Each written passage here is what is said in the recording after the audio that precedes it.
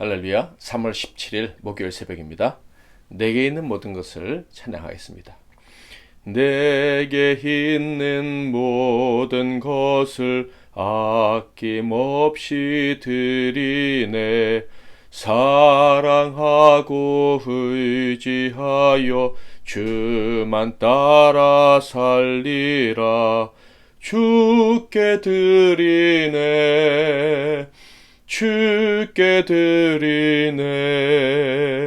사랑하는 구주 앞에 모두 드리네. 내게 있는 모든 것을 겸손하게 드리네. 세상 욕심 멀리하니 나를 받아주소서. 주께 드리네. 주께 드리네. 사랑하는 구주 앞에 모두 드리네.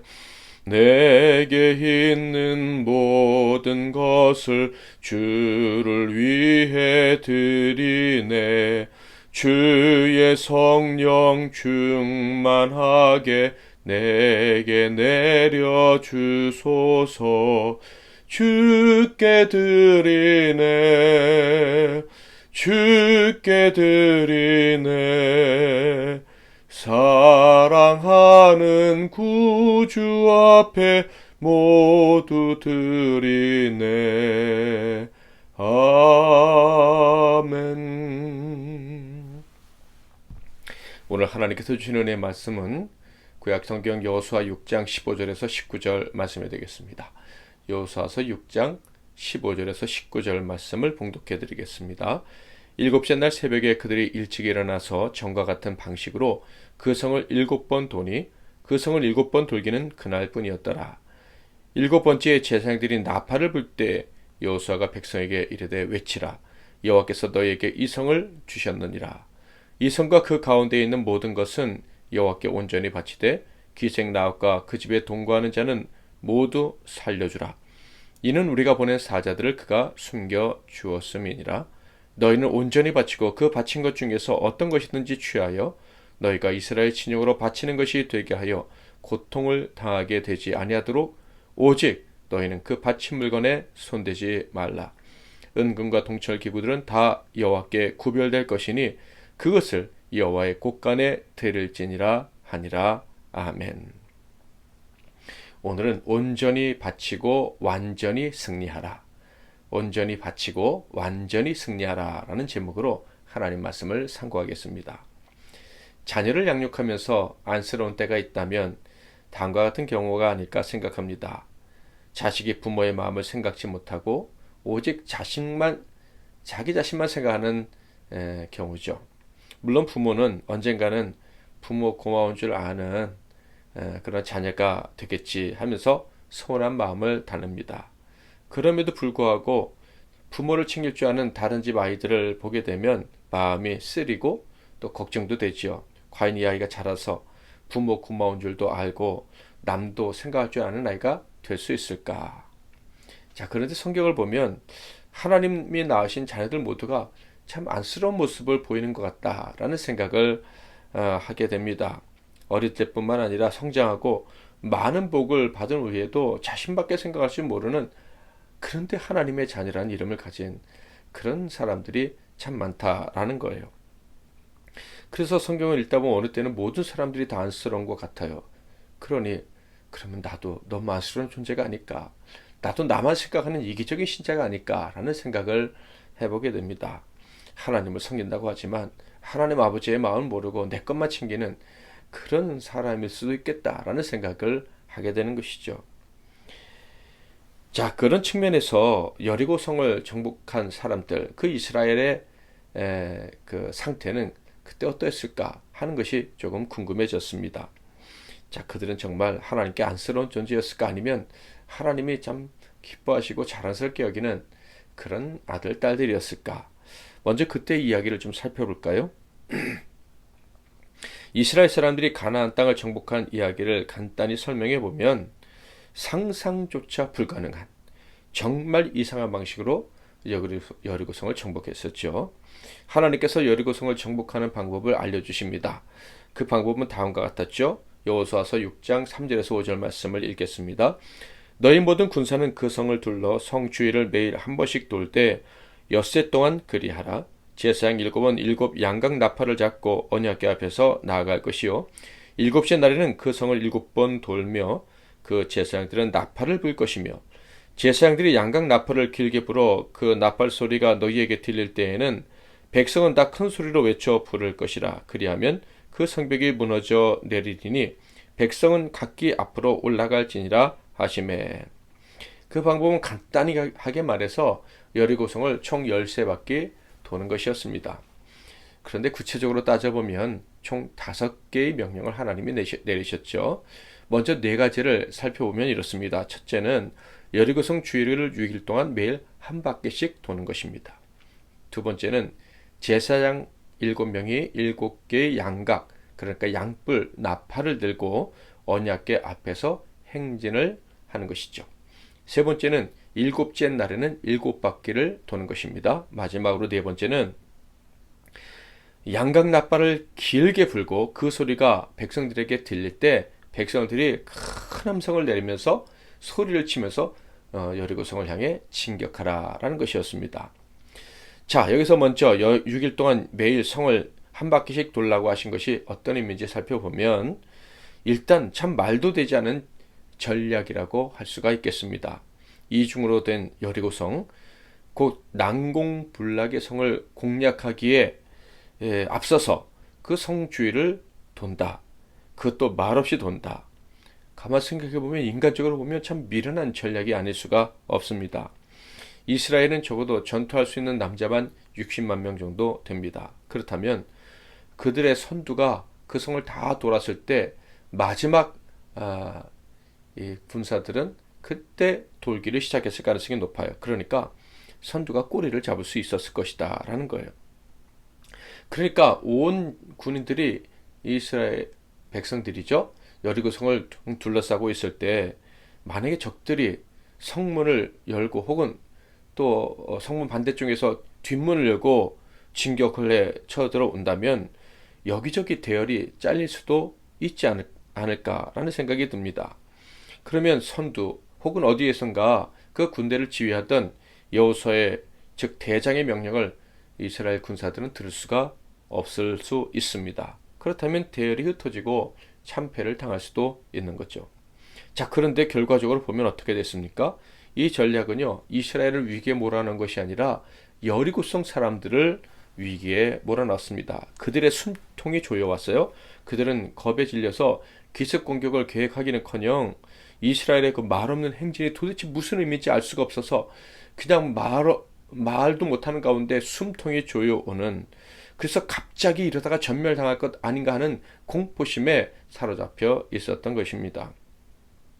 그러므로 이 첫 번째 명령이 의미하는 바는 무엇입니까? 하나님과 하나님의 군대 앞에서 마귀와 그의 졸개들은 아무것도 아니라는 것이죠.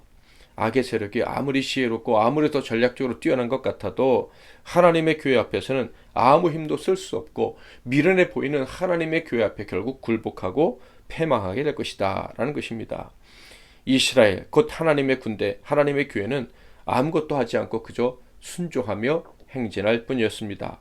그런데 적들은 패배를 직감하고 있었습니다. 참으로 놀라운 일이 아닙니까? 하나님의 군대에는 이런 강력한 힘이 있는 것입니다. 주의 교회는 세상이 감당할 수 없는 힘이 있다는 것을 기억하시고 주의 교회와 함께 언제나 승리하는 저와 여러분 되시기를 주의 이름으로 축원합니다.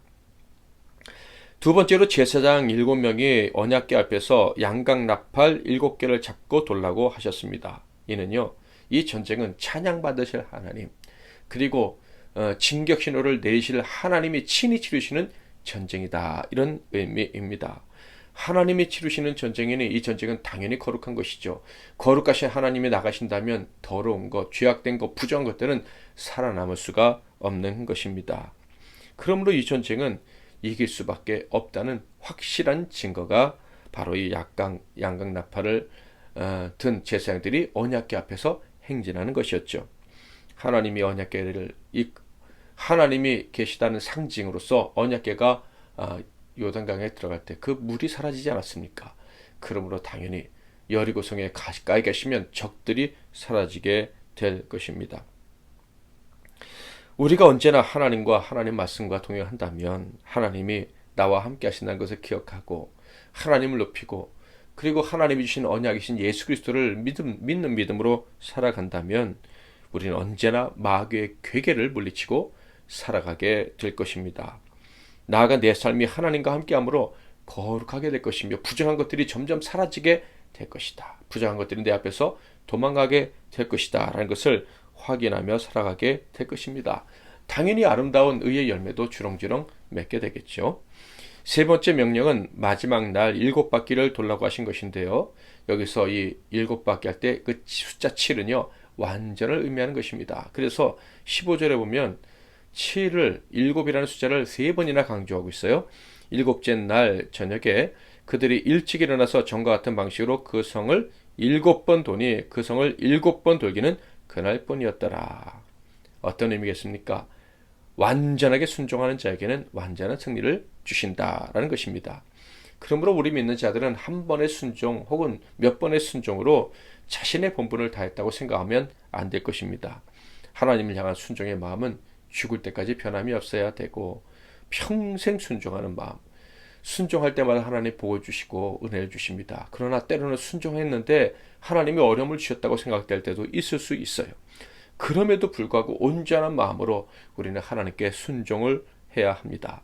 이 결단이 저와 여러분에게 있기를 바랍니다. 늘 자신을 돌아보면서 내가 얼마만큼의 마음으로 하나님께 순종하고 있는지를 점검하시고 철저히 순종하는 자가 되시기를 바랍니다. 철저히 순종하기를, 온전히 순종하기를 사모하고 실천하면 언제나 승리를 허락해 주실 것입니다. 그리고 네 번째 명령은 나팔 소리가 들릴 때 큰 소리를 지르며 공격하라라는 것이었어요. 이스라엘은 이 말씀의 뜻이 무엇인지 정말 제대로 알기가 어려웠을 것입니다. 생각해 보세요. 여리고성은 이중으로 됐고 높은 성입니다. 하나님은 이 성을 공격하기 위해서 사다리나 밧줄을 준비하라 뭐 이런 명령을 하신 적이 없어요. 영화에 보면 성을 타고 올라갈 도구, 성문을 깨부수는 도구 이런 것들을 공격하는 군인들이 준비하는 것을 볼 수 있는데 하나님은요 이것에 대한 말씀은 하나도 하지 않으셨어요. 게다가 7바퀴를 도는 동안 이스라엘 백성들은 이 성의 위치를 잘 파악할 수가 있었을 거예요. 그리고 매일 6바퀴를 돌았고 마지막 날 7바퀴를 돌았기 때문에 성을 공격할 때 우리 지파 그중에 나는 어느 위치로 공격할 수 있겠구나 라는 정도는 짐작할 수 있었을 것 같습니다.